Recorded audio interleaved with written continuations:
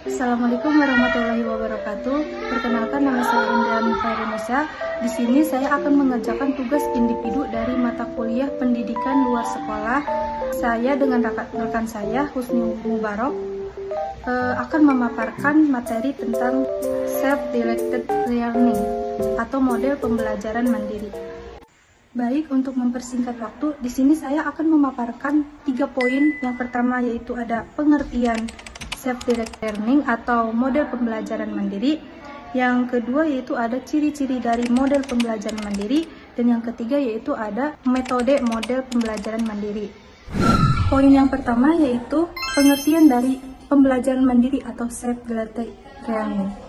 Menurut Kamus Besar Bahasa Indonesia atau KBBI, kemandirian berarti tidak bergantung kepada orang lain. Lingkungan belajar juga berarti metode sistem praktek yang membuat orang belajar.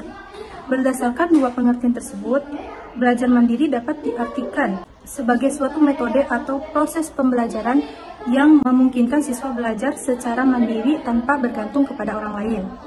Jadi, self-directed learning atau pembelajaran mandiri yaitu merupakan proses belajar yang dilatar belakangi oleh kebutuhan atau keinginan seseorang untuk mencapai suatu tujuan. Dalam proses ini, individu inisiatif untuk menilai kebutuhan belajarnya, merumuskan tujuan pembelajarannya sendiri, mengidentifikasikan lingkungan belajar sendiri, dan mengevaluasi hasil dari belajar tersebut sendiri.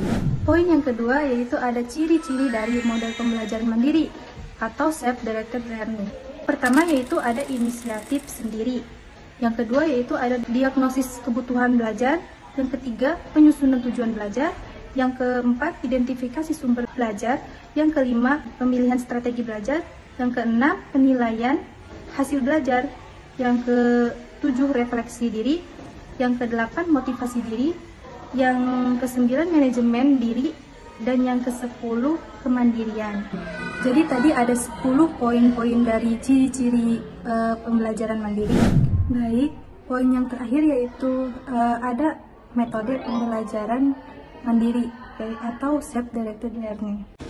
Yang pertama adalah diskusi kelompok kecil. Diskusi kelompok kecil apa sih? Diskusi kelompok kecil yaitu model di mana siswa mendiskusikan suatu topik dalam kelompok kecil. Dan yang kedua, simulasi atau simulation, yaitu melibatkan pembuatan skenario kehidupan nyata untuk dialami dan dipelajari oleh siswa tersebut, yang dimana pembelajaran itu secara mandiri.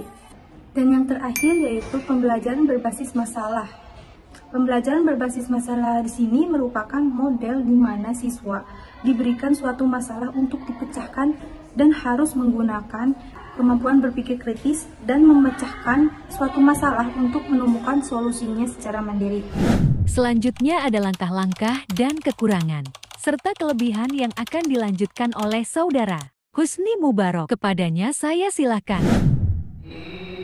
Oke, terima kasih atas kesempatannya. Di sini saya akan melanjutkan materi mengenai program self-directed learning, di mana poin selanjutnya itu terdapat langkah-langkah dalam proses pembelajaran mandiri atau model pembelajaran mandiri, di mana dalam langkah-langkah model pembelajaran mandiri itu terdapat beberapa langkah-langkah yang akan dilakukan oleh pembelajar, baik satu orang atau kelompok. Di antaranya menetapkan tujuan, membuat rencana, mengikuti rencana dan mengukur kemajuan diri, membuahkan hasil akhir, dan juga menunjukkan kecakapan melalui penilaian autentik.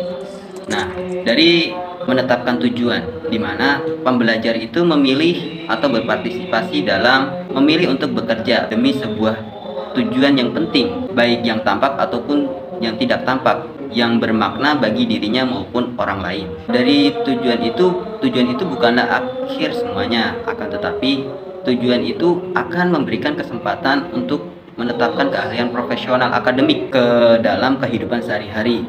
Saat pembelajar mencapai tujuan yang berarti dalam kehidupan sehari-hari, proses tersebut membantu mereka mencapai standar akademik yang tinggi. Selanjutnya, membuat rencana.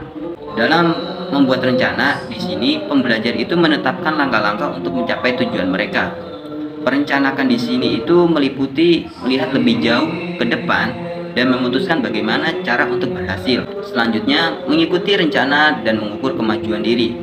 Dalam mengikuti rencana dan mengukur kemajuan diri, pembelajar itu tidak hanya menyadari tujuan mereka, tetapi mereka juga harus menyadari keahlian dari akademik mereka yang harus dikembangkan, serta kecakapan yang diperoleh dalam proses belajar mandiri.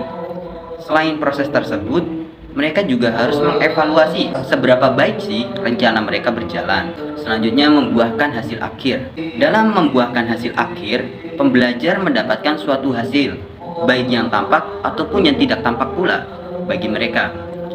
Ada ribuan cara untuk menampilkan hasil-hasil dari pembelajaran mandiri. Yang paling jelas adalah sebuah kelompok itu mungkin menghasilkan portofolio dan dapat pula memberikan informasi menggunakan sebuah grafik atau tampil untuk mempresentasikan hasil belajar mereka dan siap dikomentari oleh pembelajar yang lainnya.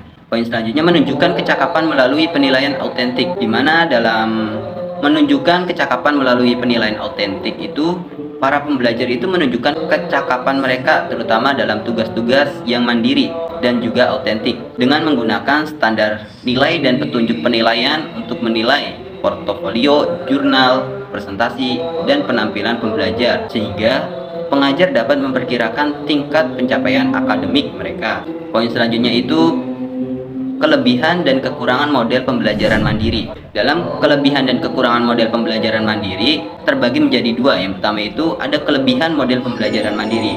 Dalam kelebihan model pembelajaran mandiri itu terdapat beberapa fakta yang menyatakan bahwa siswa yang ikut dalam program pembelajaran mandiri belajar lebih keras, lebih banyak, dan mampu lebih lama mengingat hal yang dipelajarinya dibandingkan dengan siswa yang mengikuti kelas konvensional.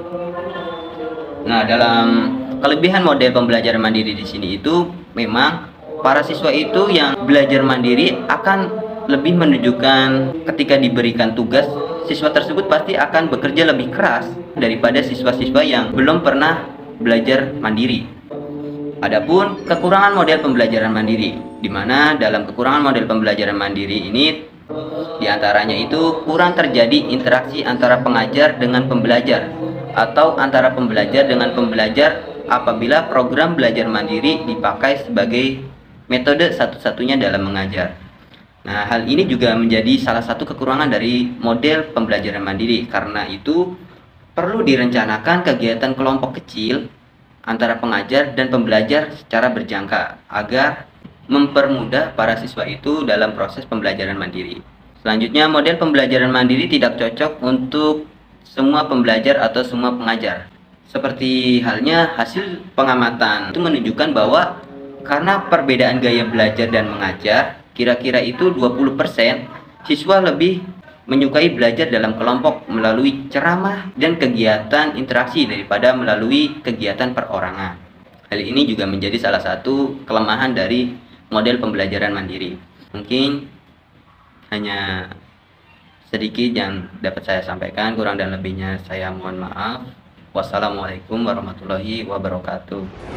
Mungkin hanya segitu yang bisa kami paparkan. Mohon maaf atas segala kekurangannya. Bila ada yang salah, saya menerima.